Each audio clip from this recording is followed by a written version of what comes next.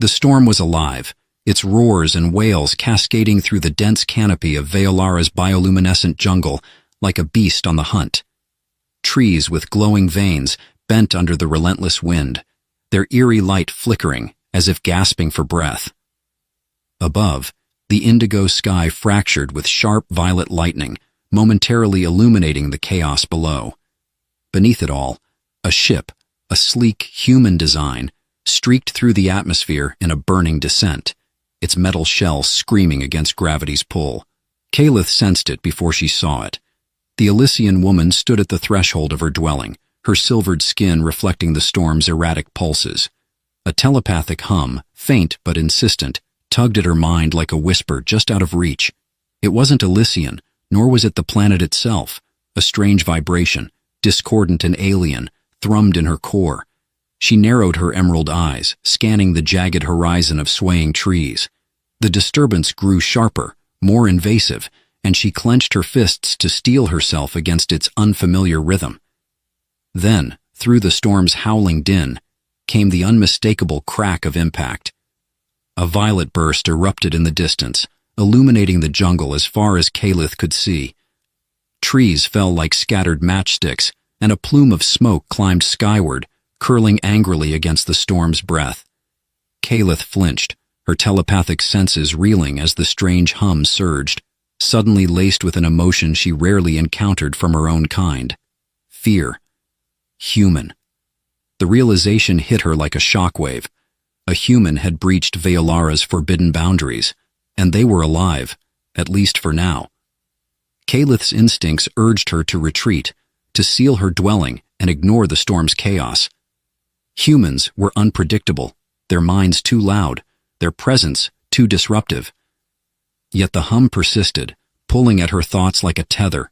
She couldn't ignore it. Not when her people's rules, unbending and cruel, dictated that any intruder must be neutralized or reported.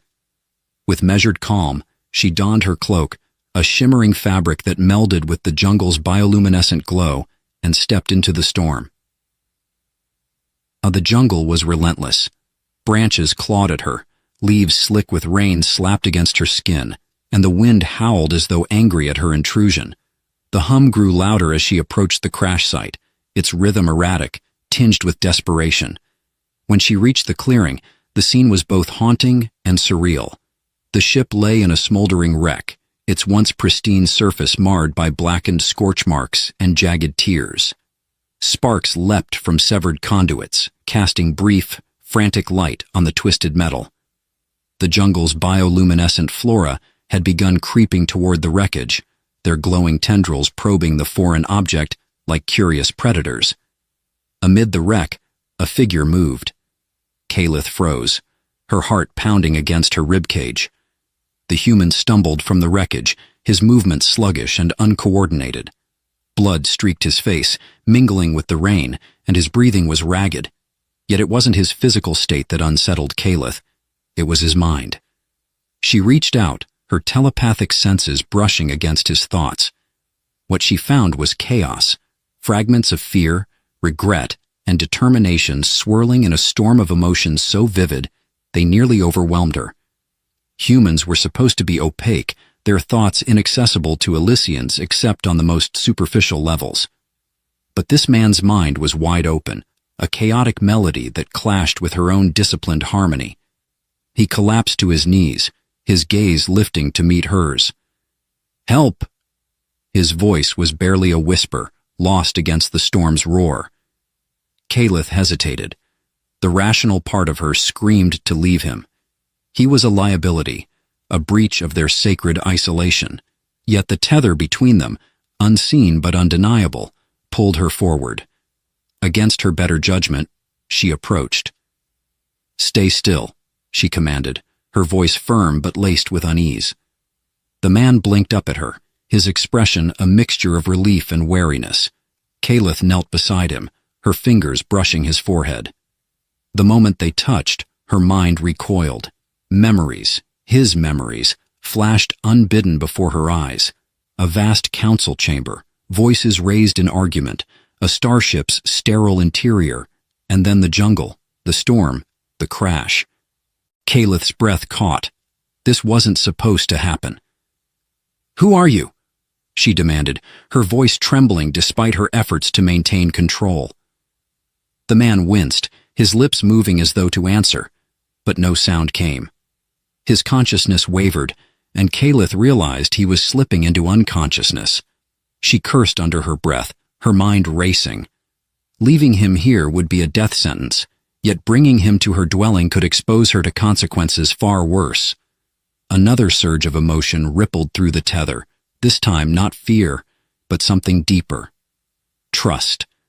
The man, in his fragile state, trusted her completely.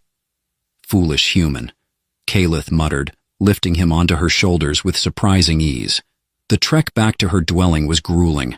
The storm battered her, the jungle resisted her passage, and the man's presence weighed heavily, not physically, but mentally.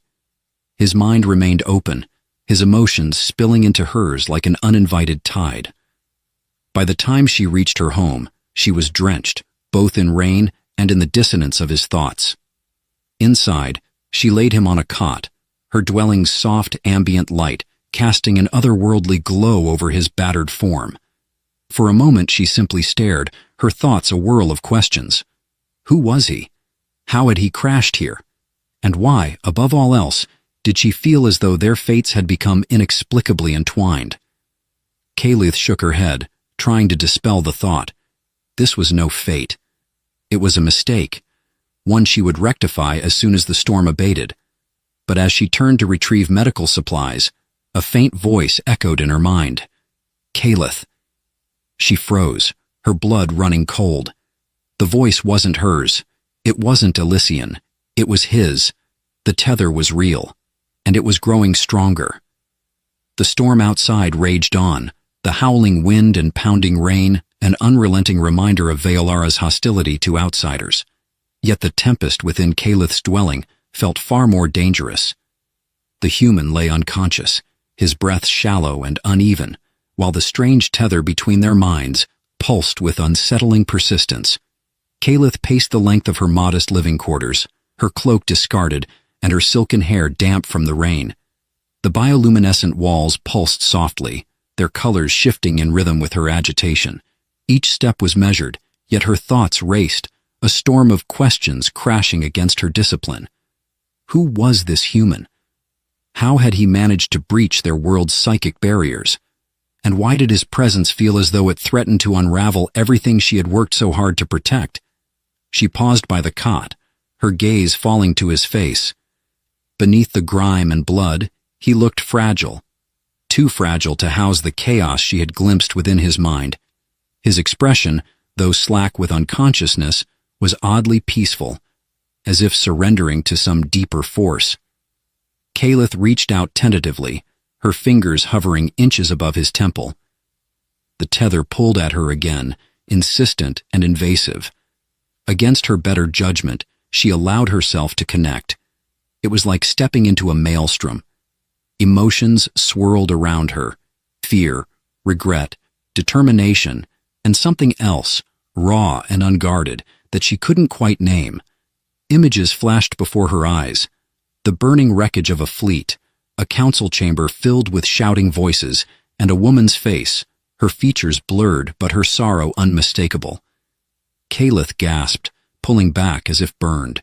She clenched her fists, her nails biting into her palms. This was beyond dangerous. The human wasn't merely an intruder.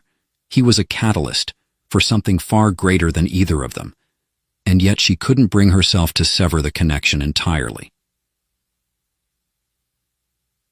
Yet the human stirred hours later, his groan cutting through the steady rhythm of the storm. Calith, seated nearby with a bowl of Elysian healing salve in her hands, watched as his eyes fluttered open. They were a piercing shade of blue, a stark contrast to the muted tones of his face. For a moment, he simply stared at her, disoriented and vulnerable. "You're awake," she said, her voice colder than she intended. He blinked, his gaze shifting to take in his surroundings. "Where?" His voice was hoarse, cracked like dry earth. "You're on Veolara," Calith replied, setting the bowl aside. Your ship crashed. You're lucky to be alive." The human winced, his hand moving to his head. "Violara," he murmured, as if testing the word on his tongue. Then his eyes widened. "I shouldn't be here." "No," Kalith said sharply, rising to her feet. "You shouldn't. Humans are forbidden from this world for good reason." His gaze snapped to hers, a flicker of defiance breaking through his pain. "I didn't come here by choice." Kalith narrowed her eyes. "Then explain how you managed to breach our psychic defenses. No human should be able to cross Veolara's boundaries, let alone form a connection like—" She hesitated, the words catching in her throat. "Like this." The human frowned, confusion and unease clouding his features. "Connection? What are you talking about?" Kalith hesitated. Telling him the truth felt like a risk, but withholding it could prove even more dangerous. "When I found you," she began carefully, "something unusual happened. Your mind was open. I could see into it, far deeper than should be possible." He sat up slowly, his movement stiff and deliberate. "What did you see?" "Fragments," she admitted. "Memories, emotions, chaos." The human's jaw tightened, and for a moment his gaze turned inward, as if wrestling with something unseen. "I don't remember much about the crash," he said finally, "but I know I was carrying something important. Something people would kill to keep hidden." Kalith's pulse quickened. "What kind of information?" He shook his head. "I don't know. It was encrypted, compartmentalized. All I know is that it was supposed to be delivered to a neutral party. A way to expose what the Galactic Dominion has been hiding." The name hung in the air like a curse. The Dominion. Kalith's blood ran cold. The Dominion was a shadow that loomed over every corner of the galaxy, its influence insidious and inescapable. If this human carried secrets that could threaten their power, then it was no wonder he had crashed here. "You're a fool," she said, her voice tinged with frustration. "Do you have any idea what you've done by bringing that here? Veolara is not a sanctuary. It's a powder keg. The Dominion watches us closely, waiting for any excuse to strike."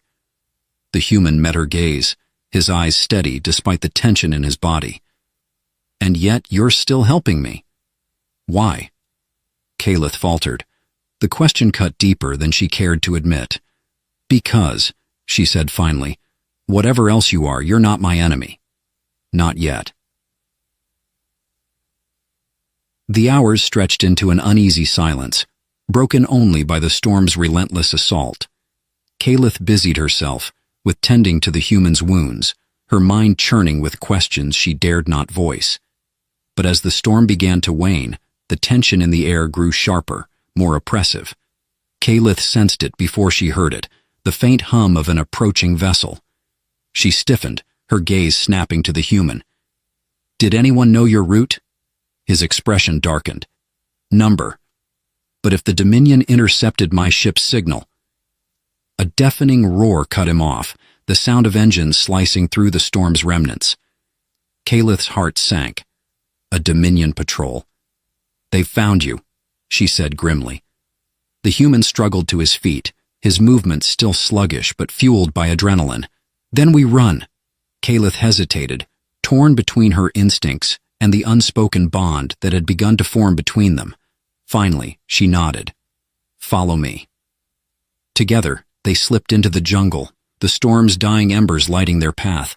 Kalith led the way, her senses attuned to every rustle of leaves and distant hum of engines. The tether between their minds pulsed with urgency, a silent reminder of the stakes.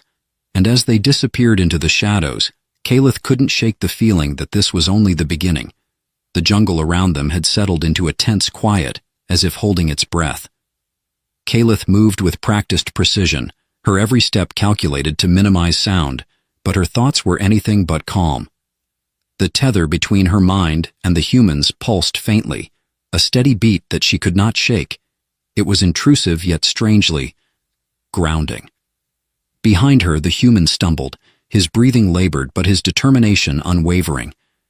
He had given her a name earlier, Elias, but it felt too human.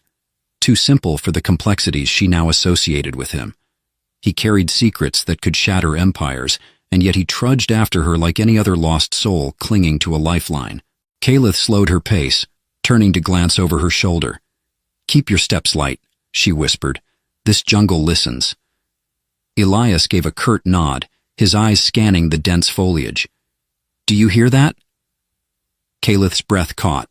At first, she heard only the soft rustling of leaves, the distant hum of nocturnal creatures. But then it came, a faint, rhythmic vibration that grew stronger with each passing moment. "They're sweeping the area," she said, her voice tight.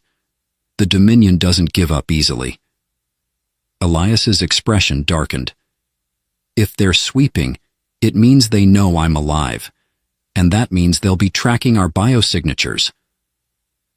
Kalith didn't need to ask how he knew that. His knowledge was unsettlingly specific, far beyond what she expected of a human diplomat, but there was no time to dwell on it. "This way," she said, beckoning him to follow. The path she led him down was one known only to her and a handful of trusted Elysians. It wound through the heart of the jungle, where the bioluminescent flora grew thickest, their soft glow painting the air with shifting hues of blue and green. Elias touched one of the glowing vines as they passed, his gaze filled with something like wonder. "Your world. It feels alive." "It is," Kalith replied tersely. "Vialara is symbiotic. Everything you see is connected, to the land, to the people, to the mind stream." "The mind stream?" he asked, his tone cautious. Kalith hesitated. Sharing even the barest details of her world's secrets with a human felt like sacrilege, yet the tether between them seemed to demand it. "It's a network," she said finally. "A collective consciousness that binds all Elysians. It's how we share thoughts, emotions, even memories." Elias's brow furrowed. "And I somehow tapped into it?" Her silence was answer enough. The tunnel entrance was hidden beneath a dense canopy of vines, its presence marked only by the faintest ripple in the air. Kalith stepped forward, placing her palm against an invisible barrier. The air shimmered and the vines parted, revealing a narrow passage that seemed to descend into the earth itself. Elias stared at it, his expression a mix of awe and unease. "What is this place?" "A sanctuary," Kalith said. "For now." They stepped inside, the vines sealing shut behind them. The passage was dark and damp, the walls lined with faintly glowing roots that pulsed with the same rhythm as the jungle above. As they descended, Elias spoke again. "You said the Dominion watches your world closely. Why?" Kalith's jaw tightened. "Because they fear what we represent. The mind stream is more than a network. It's power, knowledge, unfiltered and unending. If the Dominion could control it, they'd have the ultimate weapon." "And you?" Elias asked. "Do you fear it?" Kalith stopped, turning to face him. "The mind stream is not a weapon. It's a gift. But gifts can be twisted. That's why we guard it so fiercely. That's why humans are forbidden here." Elias held her gaze, his expression unreadable. "Then why didn't you kill me when you had the chance?" The question hung in the air, heavy with implication. Kalith didn't answer. The sanctuary opened into a vast chamber, its walls glistening with crystalline formations that seemed to hum with a life of their own. Kalith moved to the center, her movements deliberate. She knelt, placing her hands on the ground, and closed her eyes. The hum grew louder, resonating through the chamber. Elias watched in silence, his instincts warning him not to interrupt. After a moment, Kalith stood, her expression grave. "They're close," she said. "Too close." Before Elias could respond, the ground beneath their feet trembled. A low, guttural sound echoed through the chamber, followed by a blinding flash of light. Kalith's heart leapt into her throat. She grabbed Elias's arm, pulling him back as a massive figure emerged from the shadows. It was Elysian, but not like Kalith. Its form was larger, more angular, its eyes glowing with an unnatural light. The Dominion's mark was etched into its chest, a grotesque brand that pulsed with energy. "A Watcher," Kalith whispered, her voice filled with dread. The Watcher's gaze locked onto Elias, and its expression twisted into something almost human. "You carry what does not belong to you," it said, its voice a low rumble that seemed to shake the very air. Elias stepped forward, his jaw set. "I don't even know what I'm carrying." The Watcher laughed, a hollow, mocking sound. "Then allow me to enlighten you." It raised a hand, and the air around Elias shimmered.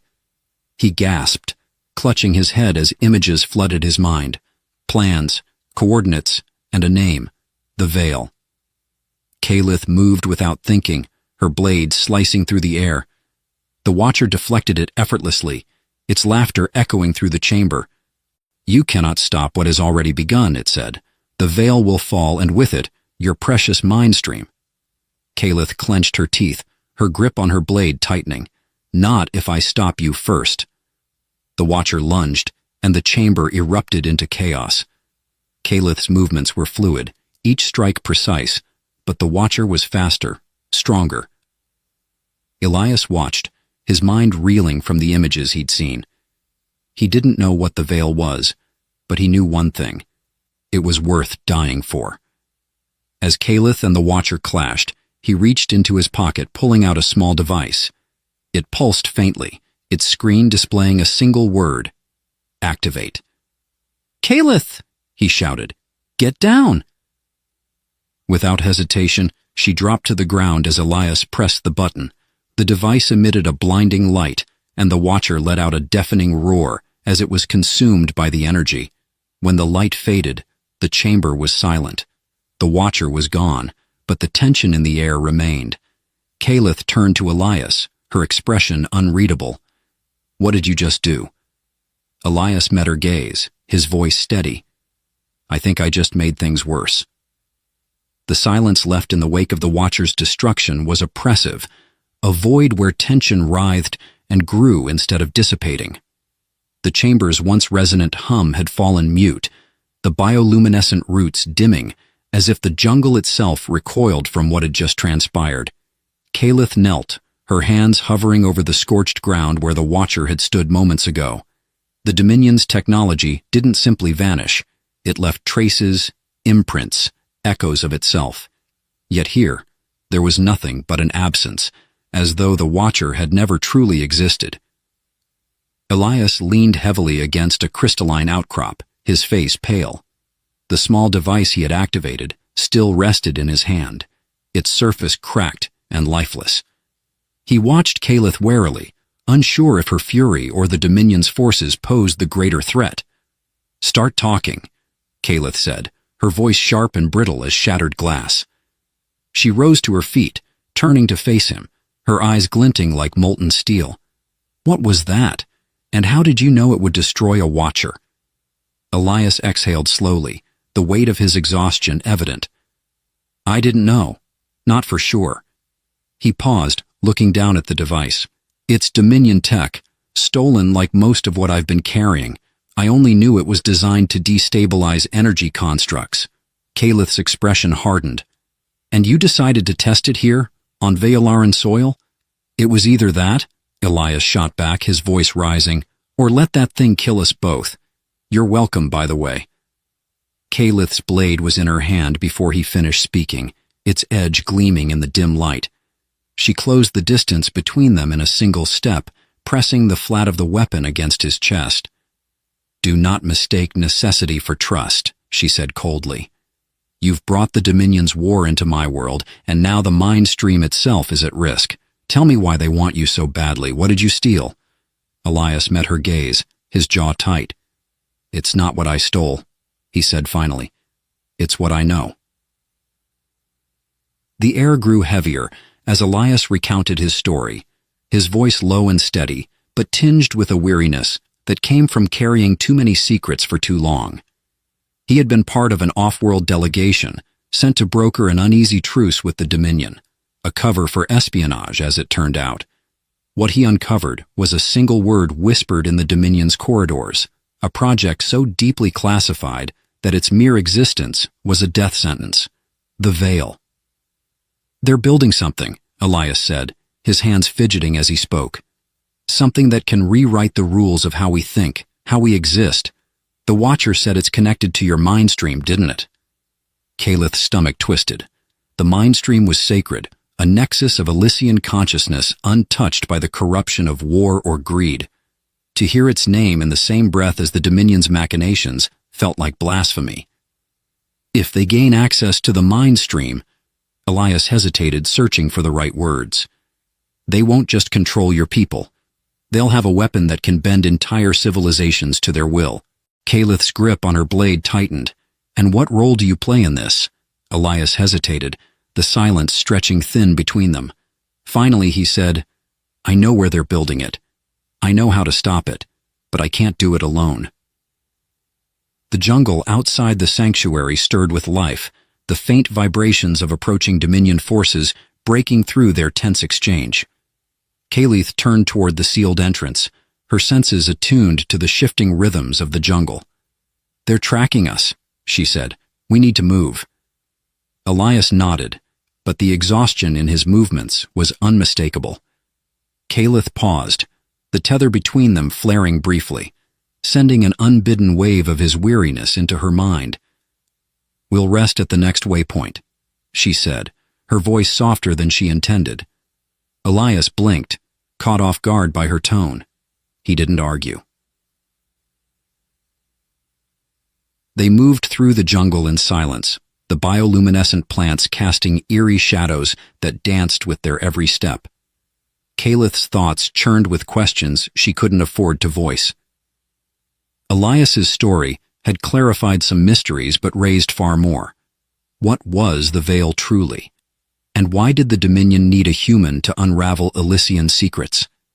The waypoint Calith led them to was a small clearing surrounded by towering, spiraling trees, their branches intertwined overhead, forming a natural dome that shielded them from the sky. A shallow pool of luminescent water glowed faintly at its center, casting a gentle light over the area. Calith crouched by the water's edge, cupping her hands to drink. The cool liquid steadied her, grounding her in a way nothing else could. Elias sat a short distance away, watching her with an expression she couldn't quite place. "You don't trust me," he said, breaking the silence. "No," Calith replied bluntly. "But I need you. For now." Elias nodded, his gaze dropping to the pool. "Fair enough." The quiet stretched between them again, but this time it felt less hostile. As the hours passed, Calith allowed herself a brief moment of rest. Her mind drifted into the mind stream, seeking guidance, but what she found was chaos. The usual serenity of the collective had been replaced by static and dissonance, as though something or someone was tearing at its edges. Calith's eyes snapped open, her heart pounding. Elias stirred across the clearing, his brow furrowed in sleep. "Wake up," Calith said, her voice urgent. Elias's eyes fluttered open, confusion giving way to alertness. "What is it?" "The mind stream," Calith said, her voice tight. "It's being breached." Elias sat up, his expression grim. "Then we're running out of time."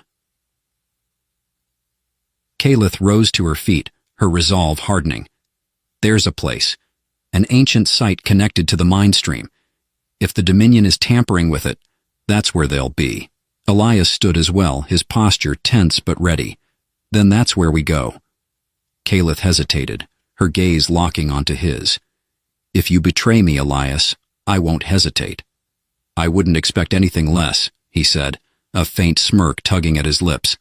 Despite herself, Calith felt the barest flicker of something unfamiliar, trust perhaps, or the beginnings of it. It was a dangerous feeling, but one she couldn't entirely ignore. As they set out once more, the jungle seemed to close in around them, the darkness growing deeper, the air heavier with the weight of what lay ahead. The mysteries surrounding the Veil were beginning to unravel, But Calith knew the answers would come at a cost, and in the distance, the jungle stirred with the steady march of Dominion forces. The air at the ancient site was unlike anything Calith had ever encountered. It was dense yet charged, vibrating with an unseen energy that prickled her skin and made the hair along her arms stand on end. The sky above churned in unnatural hues, shifting purples, greens, and blues that seemed to ripple in time with the faint hum emanating from the structure ahead. It loomed in the clearing like a forgotten titan, a massive, obelisk-like construct covered in glowing Elysian glyphs. The Dominion had erected makeshift scaffolding around it, their machinery thrumming as they worked. Soldiers patrolled the perimeter in tight, disciplined formations, their movements mechanical and precise. Calith crouched low in the underbrush, her eyes scanning the scene. Beside her, Elias adjusted the straps of his stolen Dominion armor, his face a mask of focused determination. "Do you see the node?" he whispered, his voice barely audible over the ambient hum. Calith nodded, pointing to the central spire where the glyphs burned brightest. "There, the mind stream's tether point. If they breach it—" "They won't," Elias interrupted, his voice firm. "We're stopping this. Together." She glanced at him, the sincerity in his tone catching her off guard. Despite everything, despite her instincts screaming at her not to trust him, she found herself nodding. Getting inside was a calculated risk. Calith moved like a shadow, her Elysian training making her step silent even against the metallic pathways. Elias followed close behind, his stolen armor granting him enough credibility to deflect suspicion, but his eyes darted nervously at every passing soldier. The glyphs on the spire pulsed faster as they approached, the energy emanating from them growing almost unbearable. Calith could feel it vibrating in her bones, an ancient song of warning that set her heart racing. "They're close to breaking through," she said, her voice tight. Elias nodded, his jaw set. "Then we don't have much time." They reached the base of the spire undetected, slipping into the shadows cast by the scaffolding. Above them, Dominion engineers worked feverishly, their faces illuminated by the eerie glow of their instruments. Calith's gaze locked onto the node, a crystalline core embedded at the center of the glyphs. It pulsed erratically, the glyphs around it flickering like dying embers. "That's our target," Elias whispered. He pulled a small device from his pack, its surface etched with strange symbols. This should destabilize the node long enough to sever the tether. Calith hesitated, her instincts warring with her logic. "And you're sure it won't destroy the mind stream in the process?" Elias met her gaze, his expression grim. "I can't promise that. But if the Dominion gains control of it, it won't matter. They'll destroy everything it stands for." Her heart twisted at his words, but she nodded. "Do it." At the moment Elias activated the device, chaos erupted.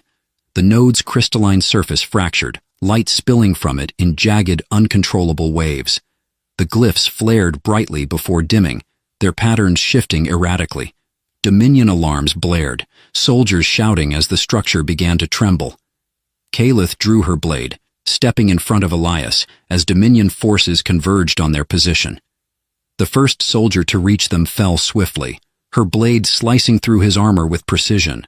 She moved like water, her movements fluid and lethal, a stark contrast to the clumsy chaos around her. Elias worked frantically at the node, his hands steady despite the chaos. "I need more time," he shouted over the noise. Calith nodded, her focus unwavering as she cut down another attacker. But the soldiers kept coming, their numbers overwhelming. For every one she felled, two more appeared, their weapons trained on her. A sudden explosion rocked the scaffolding, sending debris raining down.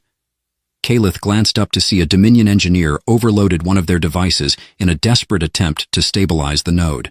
"We have to go," Elias shouted, his voice cutting through the chaos. Calith turned to him, her eyes blazing. "Not until the tether is severed." Elias hesitated, his face a mask of anguish. "If we stay, we die." "Then we die protecting the mind stream," Calith said fiercely. Elias made his decision in that moment, his hands moving faster as he input the final sequence into the device. The node let out a high-pitched whine, its crystalline surface shattering in a burst of light that momentarily blinded everyone in the clearing. The glyphs around the spire dimmed completely, their light extinguished. The mind stream's presence, once chaotic and dissonant, now felt calm, as though it had been released from a great weight. Kalith staggered, the exhaustion of the fight and the strain of the mind stream's turmoil catching up to her.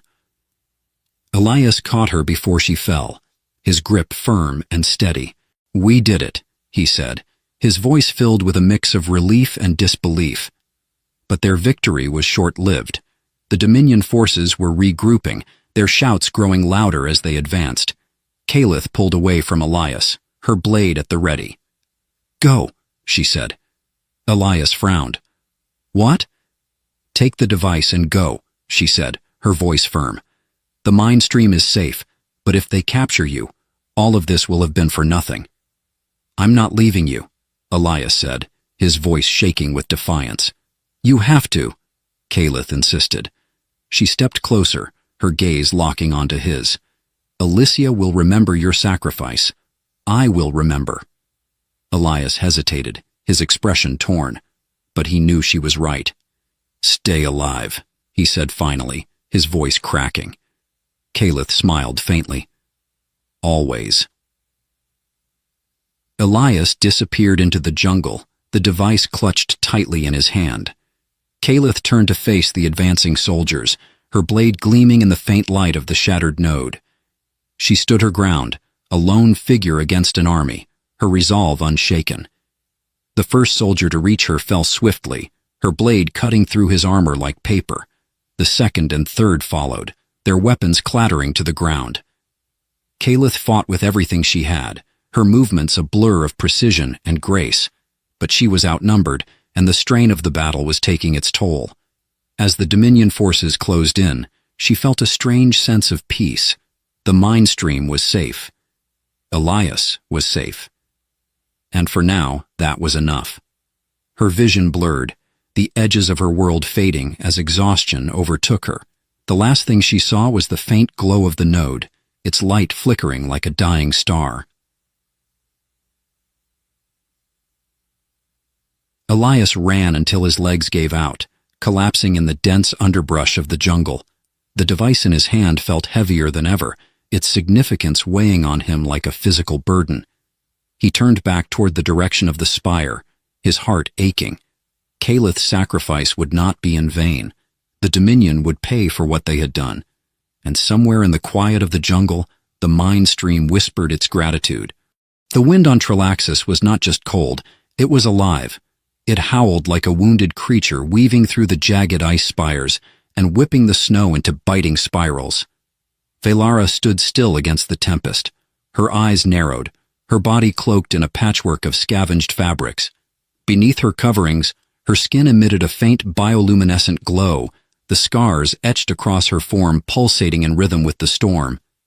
She hated the scars. Her people, the Zinthra, had called them a curse, a brand of misfortune that banished her to the icy wastelands. They claimed her luminescence brought ruin, though no one could say why. It had been enough to mark her as other, as unworthy. The elders had decreed her exile when she was barely old enough to understand what it meant. Now, years later, the memory of their verdict burned colder than the winds around her. Velara crouched, her gloved hand brushing the surface of the snow. Beneath the frost, she had spotted a metallic glint, a potential find. Carefully, she unearthed a shard of corroded alloy, its edges dull but unmistakably manufactured. Likely debris from an ancient vessel. The wastelands were littered with such remnants, the silent remnants of explorers who had come to Trilaxis in search of riches or answers, and had found only death. She examined the shard, its weight solid in her hands, before slipping it into the satchel slung over her shoulder. Her breath formed fleeting clouds in the frigid air, and her scars dimmed as the wind briefly eased. But then the storm's howl shifted, a sound so abrupt and alien that it froze her in place. A streak of light blazed across the sky, tearing through the perpetual overcast. It was not a natural phenomenon. It was too controlled, too deliberate. Velara's heart quickened as she tracked its descent. The object, a ship, she realized, was spiraling, its hull ablaze as it plummeted toward the surface. A thunderous crash reverberated through the ground, distant but unmistakable. Her first instinct was to flee. Whatever had fallen, whatever had dared to pierce the oppressive skies of Tralaxis, it was not her concern. But curiosity rooted her in place, warring with caution. Ships did not come here, not anymore. Not since. She banished the thought. Her exile was already burdened with too many half-remembered stories and unanswered questions. Yet as she gazed toward the crash site, an inexplicable pull began to form in her chest, as though her very scars beckoned her toward the wreckage. Velara adjusted the satchel on her shoulder and started walking. Each step crunched against the frost-bitten terrain, her senses heightened. The wastelands were not merely desolate, they were treacherous. Ice crevices lay hidden beneath thin snow, and predators, rare but deadly, prowled the fringes of her territory.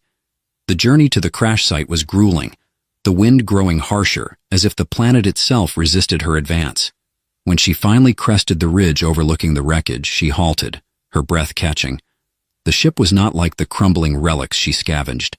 It was intact, or nearly so, its sleek frame marred by scorch marks and jagged rents, but unmistakably advanced. Its design was angular, almost predatory, with an unfamiliar emblem etched into its side. Lights flickered weakly along its hull, and faint trails of smoke rose from its damaged engines. Velara crouched low, her instincts on high alert. Movement within the wreckage caught her eye. A figure, staggering. Human. She had heard of them, of course, though she had never seen one. The Zinthra spoke of humans with a mix of disdain and unease, recalling a time when their species had crossed paths. Those tales, however, were muddled, colored by centuries of fear and myth. To Velara, the human looked fragile, his frame dwarfed by the hostile environment. The man stumbled forward, his breath visible in the cold, his clothing torn and bloodied. He carried something, a device perhaps, and his head turned as though searching for something, or someone. His eyes, when they landed on her, widened. Velara flinched, instinctively retreating into the shadows. The glow of her scars dimmed further as she pressed herself against the ridge. Yet the human did not call out in alarm or fear. Instead, his expression shifted to one of awe, or was it desperation? "Hello?" His voice was rough, strained, but it carried across the distance like a thread pulling her closer. She remained silent, her heart hammering in her chest. The human spoke again, his words halting. I don't mean harm. Please. His sentence broke off as he collapsed, his body crumpling to the snow. Velara hesitated, torn between the instinct to flee and the unfamiliar pang of something else, empathy. She had seen creatures die in the wastelands before, their final moments swallowed by the cold. Yet this man, this outsider, was different. His presence here was an anomaly, a question that demanded an answer. Carefully, she edged closer, her movements silent and deliberate. The human's breath was shallow, his face pale against the snow. The device he carried, a small handheld console, emitted faint beeps, its screen displaying incomprehensible data. As she reached out to examine it, her scars flared to life, glowing brighter than they ever had. The console's beeping intensified, its screen flickering with strange symbols that shifted and reformed, as though reacting to her presence. Velara's pulse quickened. She withdrew her hand, but the glow of her scars did not fade. The console's screen settled on a single image, a map of Tralaxis, with a point marked in vivid red.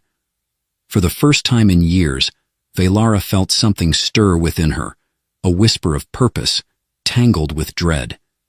This human, this crash, the map. It was no accident, and she was no longer alone. The human was heavier than Velara had anticipated. His frame, though lean, was dense, as if gravity clung to him more tightly than it did to her kind.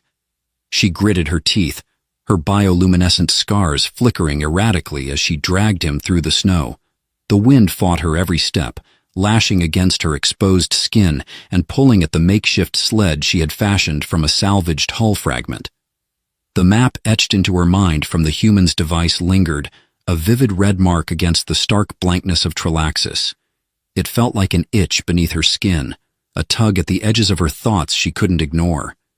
She had pocketed the device, its strange symbols still glowing faintly, and focused on the immediate problem, getting him to shelter before the storm claimed them both. The decision to help him had not come easily. Her exile had taught her to trust no one, to avoid entanglements that might draw attention to her existence. Yet as she had stared down at the human's prone form, the glow of her scars illuminating his face, something had shifted. Perhaps it was the raw vulnerability in his expression or the inexplicable reaction of his device to her presence. Whatever it was, it had overridden the instincts that had kept her alive all these years. By the time she reached the shallow cave that served as her home, her arms and legs burned with fatigue. The human was still unconscious, his breath shallow but steady. She maneuvered him inside, shielding them both from the worst of the storm, and collapsed against the frozen wall. For a long moment, she simply sat there, the only sounds her labored breathing and the muted howl of the wind outside. Then, reluctantly, she turned her attention to the human.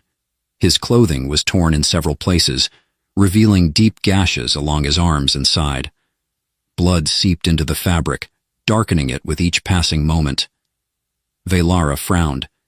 She had no experience with human physiology, but she understood enough about wounds to know that he wouldn't survive without intervention. From a hidden crevice in the cave wall, she retrieved a small bundle of scavenged supplies, antiseptics, bandages, and rudimentary tools she had salvaged from abandoned Zinthra outposts. Her hands trembled as she worked, peeling back layers of fabric and cleaning the wounds. The human stirred, groaning softly, his eyes fluttering open. For a moment, they locked gazes. His eyes, a startling shade of green, held a mixture of confusion and pain. "You," he rasped, his voice barely audible. "You saved me?" Velara said nothing, her focus remaining on the gash along his side. She poured a thin stream of antiseptic over the wound, ignoring his sharp intake of breath. "Where am I?" he asked, his words faltering. "Alive," she replied curtly. Her voice was rough from disuse, and she winced at how foreign it sounded even to her own ears. The human gave a weak chuckle that dissolved into a cough. "I guess that's a start." As she worked, the human's gaze drifted to her scars, which still pulsed faintly in the dim light of the cave. "Your markings," he said, his voice tinged with wonder. "They're beautiful." Velara froze.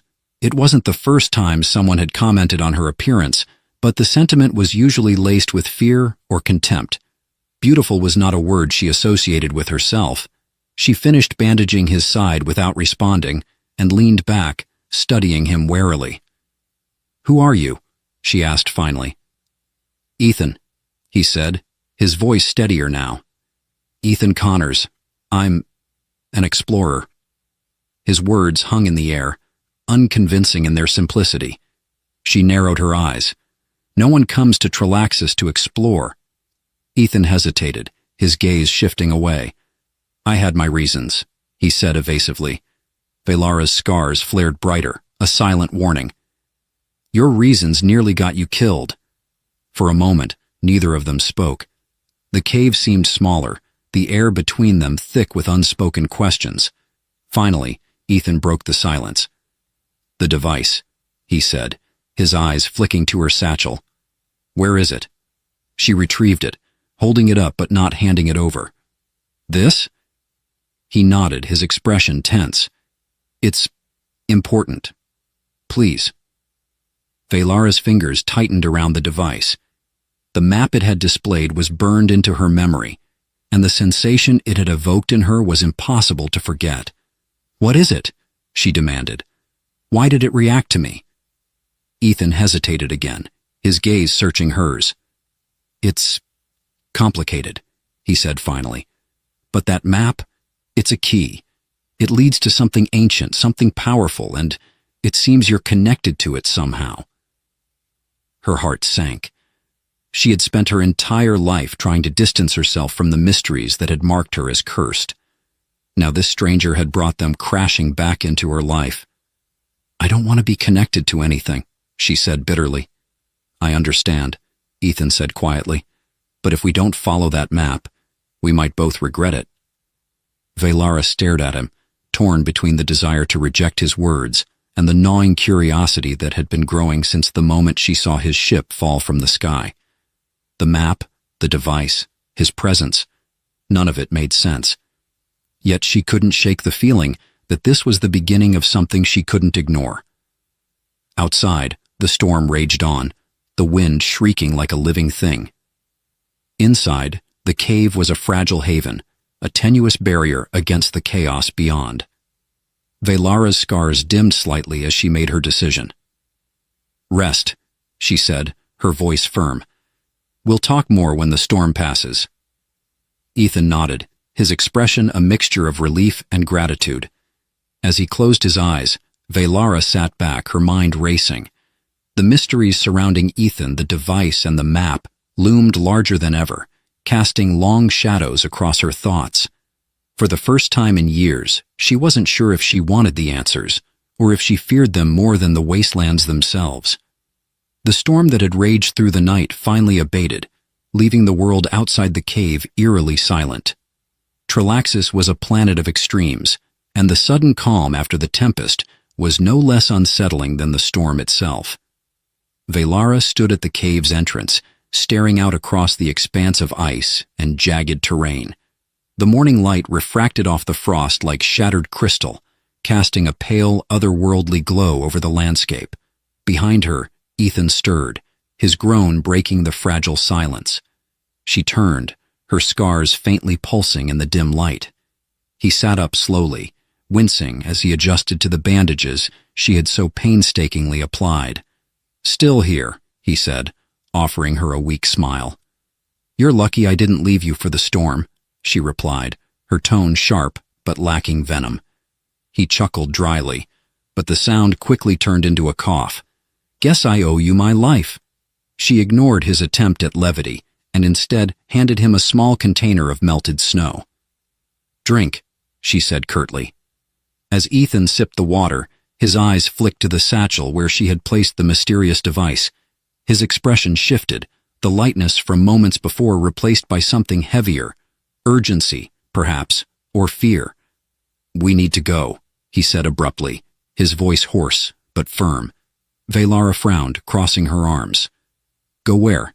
"The map." He nodded. "Whatever that device is reacting to, it's not random. It's calling to you." Her scars flared faintly at his words, and she suppressed a shiver. "You still haven't explained why?" she said, her tone hard. "What does it mean? Why did your map react to me?" Ethan hesitated, his gaze fixed on the device. "Because you're the key," he said finally. "Or at least your scars are." Her hands clenched into fists. "Explain." He sighed, running a hand through his disheveled hair. "I worked, for an organization back on Earth. They sent me here to find something buried beneath Trelaxis's surface, something ancient. We only had fragments of data, but we knew it was powerful, dangerous even, and we knew it wasn't human." Velara's pulse quickened. "Zinthra?" Ethan shook his head. "Older, much older. Whatever it is, your people might have known about it once, but they chose to forget. Or they were forced to." The words hung in the air, heavy with implication. Velara's mind raced, grappling with the enormity of what he was saying. The Zinthra had always been secretive, their history shrouded in half-truths and superstition. Was her exile truly a punishment, or was it something else entirely? Before she could ask more, the device emitted a high-pitched beep, startling them both. It pulsed with light, the symbols on its screen shifting into something new. Coordinates. Ethan leaned forward, his eyes wide. "It's found something," he whispered. Velara's scars began to glow brighter, their light almost matching the intensity of the device. She gritted her teeth, suppressing the urge to recoil. The pull she had felt earlier grew stronger, a visceral sensation that seemed to emanate from deep within her. "I don't trust this," she said, her voice trembling despite her efforts to sound resolute. "Neither do I," Ethan admitted, his gaze locked on the device. "But we don't have a choice. If we don't investigate, someone else will. And they might not be as cautious." The idea of others, strangers, coming to Trilaxis sent a chill down her spine. This was her exile, her cursed solitude. Yet now it felt as if even the wastelands themselves could no longer shield her from the wider galaxy's reach. Reluctantly, she nodded. "We follow the map," she said. "But if this is a trap—" Ethan gave her a wry smile. "I don't think we're the ones setting the rules anymore." But the journey toward the coordinates was grueling. The terrain grew harsher with every mile, the ice giving way to jagged outcroppings of obsidian-like rock that shimmered faintly in the pale light. Ethan leaned on Velara for support, his wounds slowing their progress, but he remained determined, his focus fixed on the device. As they drew closer to the marked location, the air itself seemed to change. It grew heavier, charged with a strange energy that made Velara's scars thrum with a rhythm she couldn't control. The wind, once a constant companion, fell silent, replaced by an oppressive stillness. When they reached the site, Velara's breath caught. The coordinates had led them to a vast chasm, its edges lined with crystalline formations that glowed faintly in hues of blue and green. The chasm descended into darkness, its depths obscured by a thick swirling mist. But it was not the sight itself that unnerved her. It was the sound. A low, resonant hum emanated from the chasm, vibrating through the ground and into her bones.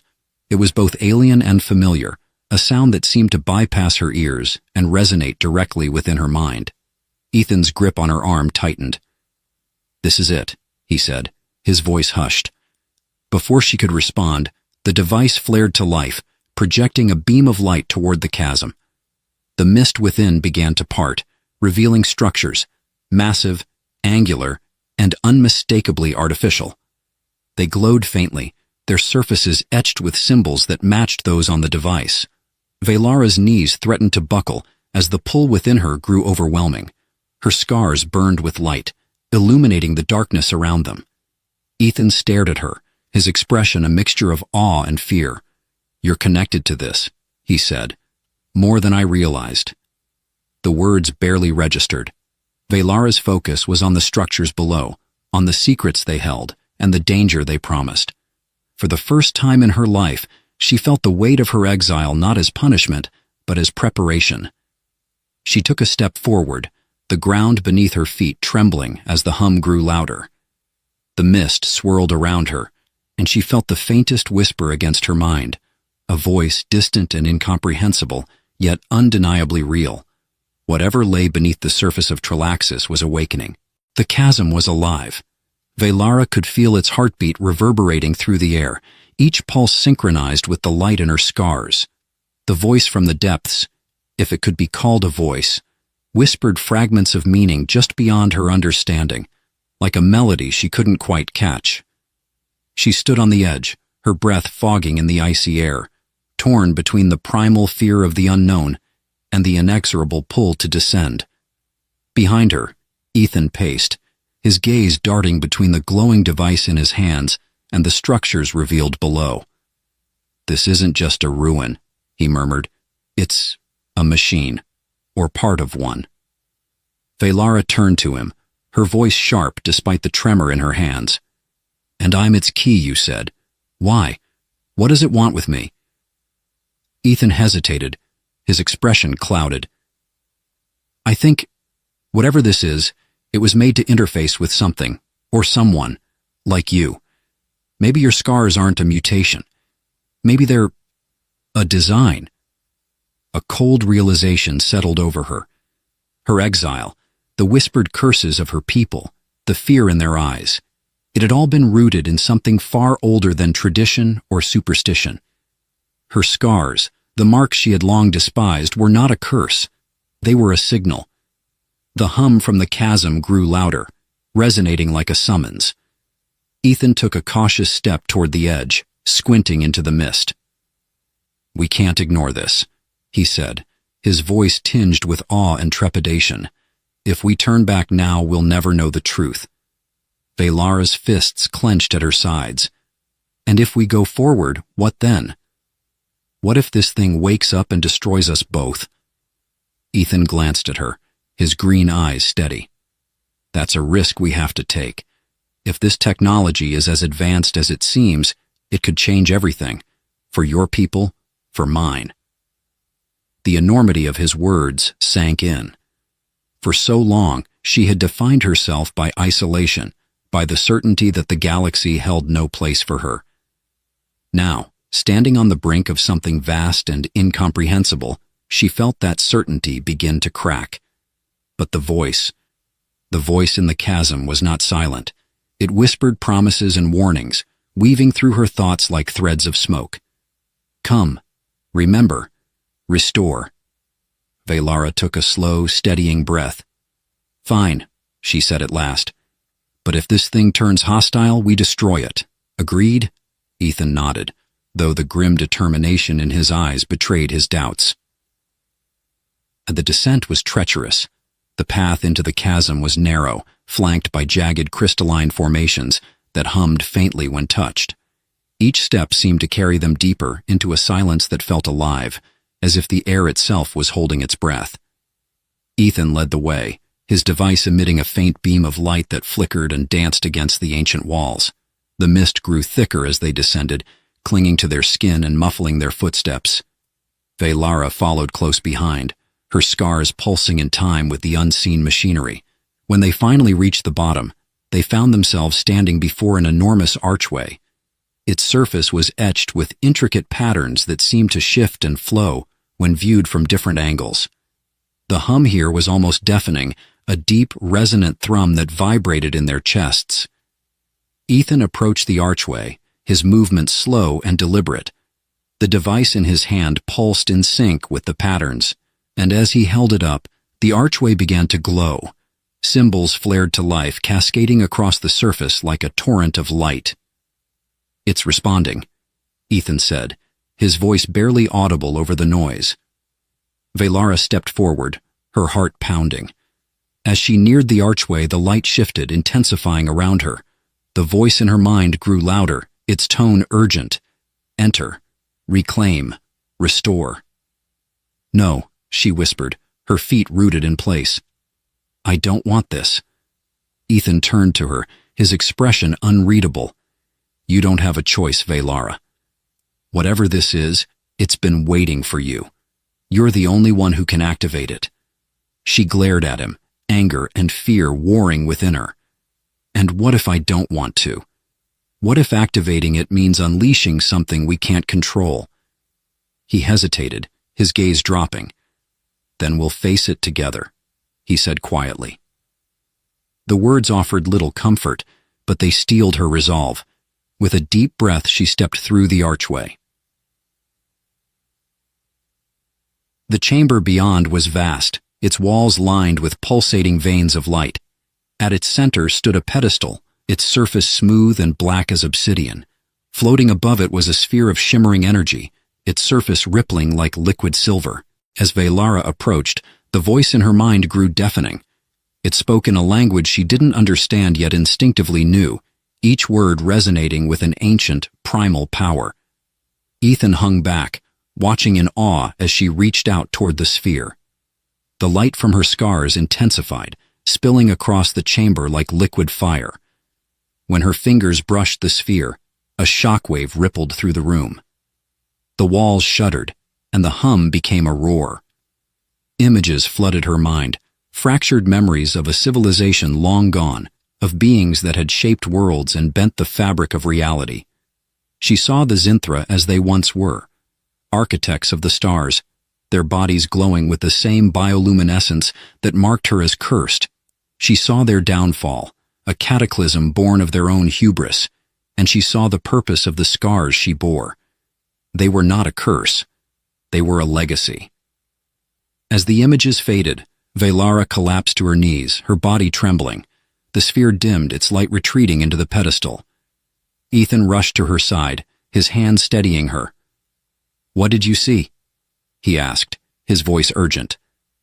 She looked up at him, her eyes glowing faintly. "The truth," she said, her voice hollow, "and the choice I have to make." Before he could respond, the chamber began to shake. The light veins pulsed erratically, and the hum grew discordant. The ancient machinery was waking, and it was not at peace. "We need to go," Ethan said, pulling her to her feet. Velara hesitated, her gaze fixed on the pedestal. The choice loomed before her: activate the full power of the ancient machine and risk unleashing destruction, or leave it dormant and abandon the legacy of her people. As the chamber threatened to collapse around them, she made her decision. The ground beneath the ancient chamber quaked violently, sending cascades of dust and fragments of crystalline walls tumbling around Velara and Ethan. The machine's hum reached a fever pitch, oscillating between deafening intensity and eerie silence. The glowing veins along the walls pulsed erratically, their light a chaotic dance that mirrored the turmoil within Velara's heart. Ethan clutched her arm, his voice a raw edge of urgency. "Velara, whatever you're going to do it now." She stood frozen before the pedestal, her scars burning with a searing light that seemed to pierce the very fabric of the chamber. The whispers from the sphere were gone now, replaced by a singular voice, a steady, commanding presence that filled her mind with its will. Choose. It was not a plea or a demand, it was a statement of inevitability. The machine's power, dormant for eons, could no longer be contained. It would either awaken fully, its purpose unleashed upon the galaxy, or it would be silenced forever. Velara's fingers trembled as she reached toward the pedestal again. "If I activate it," she said, her voice trembling, "I could destroy us. Destroy everything." Ethan stepped closer, his green eyes searching hers. "And if you don't?" She closed her eyes, the weight of his question pressing down on her. Through the chaos, her mind spiraled back to the images the machine had shown her. The glory of the Zinthra before their fall, their boundless ambition and the consequences of their hubris. They had created wonders, but those wonders had consumed them, leaving only ruins and fear in their wake. Her people had erased their past to escape its shadow, and now she stood as the last link to that forgotten legacy, faced with a decision that could redefine not only her fate, but the fate of the galaxy. "Ethan," she said, her voice steadier now, "if this goes wrong, you need to leave. You need to warn the others." His grip on her arm tightened. "I'm not leaving you." The conviction in his words warmed something inside her, a fragile ember in the midst of the storm. But she shook her head. "This is my choice, my burden. You don't belong to this." Ethan's jaw tightened, but he released her. "Then make it count," he said. Velara placed her hands on the pedestal. The moment her skin made contact, a surge of energy shot through her, lifting her off her feet and suspending her in the air.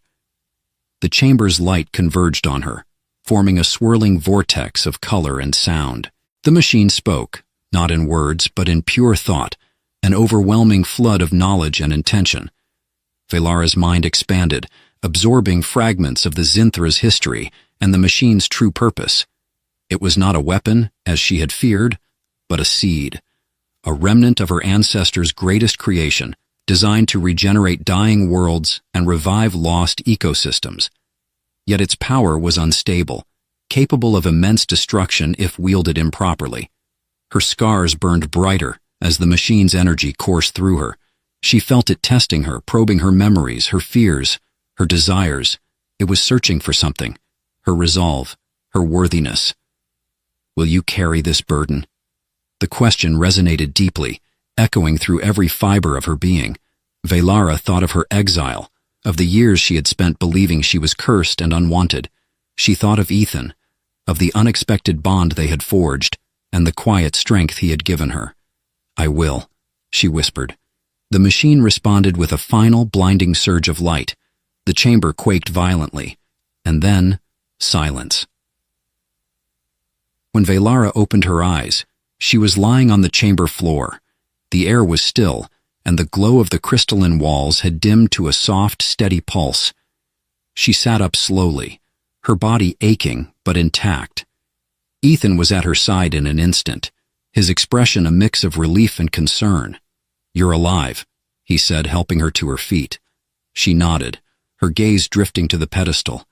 The sphere was gone, its energy absorbed into her. She could feel it within her, a quiet hum that resonated with the rhythm of her scars. "The machine is dormant," she said. I took its power, its knowledge. It's part of me now." Ethan's brow furrowed. "What does that mean? What happens next?" Velara met his gaze, her expression resolute. "It means we have a chance, to rebuild, to heal. But it won't be easy." She looked around the chamber, the weight of her choice settling over her. The machine had given her the means to restore what the Zinthra had lost, but it had also bound her to its purpose. She was no longer just an exile. She was a guardian of something far greater than herself. The ascent back to the surface was slow and arduous. As they emerged into the pale light of Tralaxis's frozen landscape, Velara felt a profound sense of change. The wind that howled across the plains seemed less hostile now, as if the planet itself had shifted in response to her decision. Ethan walked beside her, his steps steady despite the lingering pain of his injuries. "So," he said, breaking the silence, "what now? Are you going to stay here?" Velara glanced at him, a faint smile tugging at her lips. "I don't know," she admitted, "but I think I've stayed in the shadows long enough." He chuckled softly. "Well, wherever you go, you've got one hell of a story to tell." She nodded, her smile fading as her thoughts turned inward. The journey ahead would be fraught with challenges, convincing her people to face their forgotten past, navigating the dangers of a galaxy that feared the unknown, and learning to wield the power she now carried. But for the first time in her life, she felt a glimmer of hope. Velara turned her gaze to the horizon, where the sun was beginning to rise. The light caught on the ice, casting a kaleidoscope of colors across the barren landscape. "Let's find out what comes next," she said, her voice steady. Ethan nodded, falling into step beside her. Together, they began their journey across the frozen plains, leaving the ruins and the ghosts of the past behind. Above them, the sky stretched vast and infinite, a reminder that even the most isolated exile could find a place in the stars.